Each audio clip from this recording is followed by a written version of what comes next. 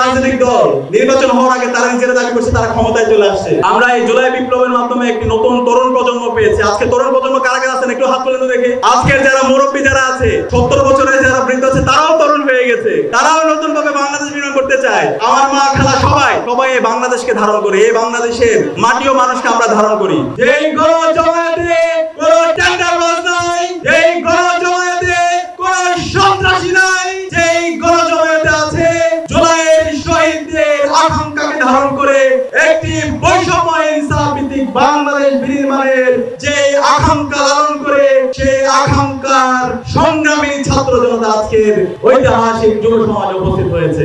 Doctor Mustafiz ভাইরা এমন মানুষ, তাদের কাছে যে 1000 কোটি টাকা দেওয়া হয়, একটা টাকাও রাষ্ট্রীয় পূজার থেকে তারা মেরে খাবে না।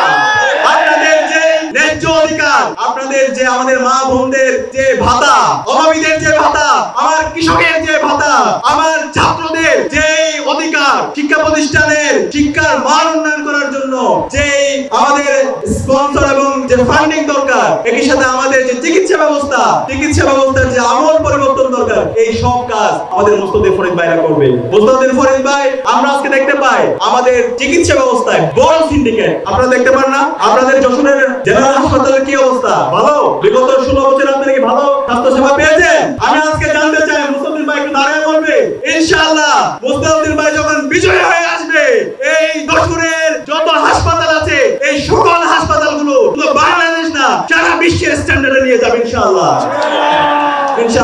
ইনশাআল্লাহ আমার মা বোনদের চিকিৎসার জন্য তাদেরকে কষ্ট করে ঢাকায় যেতে হবে না। তারা এই যশোরে বসে তাদের যে ট্রিটমেন্ট দরকার এই সকল ট্রিটমেন্ট তারা এখানে বসেই করতে পারবে ইনশাআল্লাহ। এবং আমার ভাইরা যারা আছে, আমার এখানে বাবারা যারা আছে, আঙ্কেলরা যারা আছে, চাচারা যারা আছে, তাদেরকে কষ্ট করে এক হাসপাতাল থেকে আরেক হাসপাতালে যাইতে হবে না। এই যশোরে বাংলাদেশের সবচেয়ে ভালো চিকিৎসা ব্যবস্থা মুস্তাফিজ ভাইয়ের নেতৃত্বে ইনশাআল্লাহ আমরা এখানে বিনির্মাণ করব ইনশাআল্লাহ।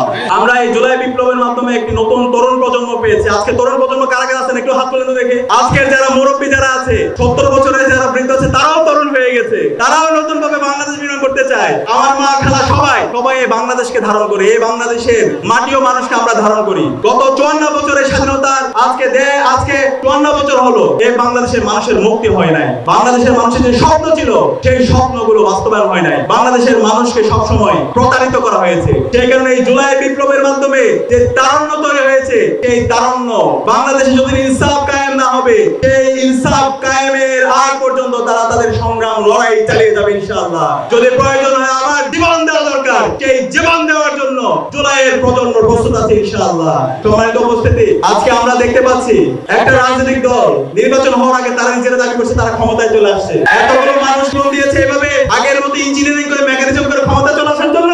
আপনারা ভুল করছেন। ডাকসু আপনারা তো দেখেছেন বাংলাদেশের তরুণরা কাদের পক্ষে নিয়েছে?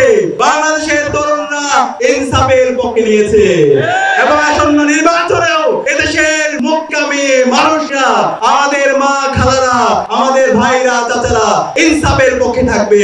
ইনশাআল্লাহ ইনসাফের বিজয় হবে। সুতরাং কেউ যদি আবার নবফেস হতে চান, কেউ যদি আবার সেই চাঁদাবাজি টেন্ডারবাজি ফিরে আসতে চান, কেউ যদি আবার সন্ত্রাসবাজি করতে চান, কেউ যদি আগের মতো কেন্দ্র দখল করে মেকানিজম করে ক্ষমতা দখল করতে চান, বাংলাদেশে ফ্যাসিবাদের যে পরিণতি হয়েছিল, খুনি হাসিনার যে পরিণতি হয়েছিল তার চাইতে খারাপ পরিণতি আপনাদের হবে।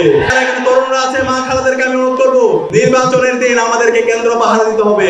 নির্বাচনের দিন কেউ যেন বেশক্তি প্রদর্শন করে আমাদের যে গণতান্ত্রিক অধিকার, সেই অধিকার যেন কেউ হরণ করতে না পারে, সেই জায়গায় আমাদেরকে সতর্ক থাকতে হবে। এবং একই সাথে আমরা দেখতে পাচ্ছি আজকে ফ্যাসিস্ট খুনি হাসিনাকে দায় মুক্তি দেওয়ার জন্য বিভিন্ন পক্ষ চেষ্টা করছে। গত 16 বছরে এই বাংলাদেশের সাতক্ষীরা, যশোর, এখানে অসংখ্য আমার মা ভাই বোনরা তাদেরকে ক্রস ফায়ার দেওয়া হয়েছে, বুলডোজার দিয়ে বাড়ি বানিয়ে দেওয়া হয়েছে। আমার মা বোনদের উড়ান তালিম প্রোগ্রাম থেকে নিয়ে গিয়ে তাদেরকে জঙ্গি বলে চালিয়ে দেওয়া হয়েছে। আমাদের ভাইদেরকে কোন কলেজের সিলেবাসের বই নিয়ে তাদেরকে জঙ্গি হিসেবে চালিয়ে দেওয়া হয়েছে। এই খুনি হাসিনার এই রাজনীতি বাংলাদেশে আর কখনো হবে না। এই রাজনীতি আর কখনো হবে না।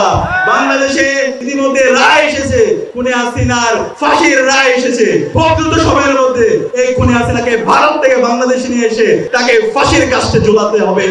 বাংলাদেশে খুনি হাসিনার যত দোষর আছে, এই দোষরের মধ্যে খুনি হাসিনার যত দোষর আছে সবাইকে বিচারের আওতায় নিয়ে আসা হবে। বাংলাদেশে খুনি হাসিনা এবং তার দোষরদের রাজনীতি করার কোনো অধিকার নাই। তাদেরকে যেখানে পাওয়া যাবে তাদেরকে সেখানেই নির্মূল করতে হবে, তাদেরকে আইনের আওতায় নিয়ে আসতে হবে। বাংলাদেশে রাজনীতি করবে বাংলাদেশ পন্থী যারা আছে তারাই।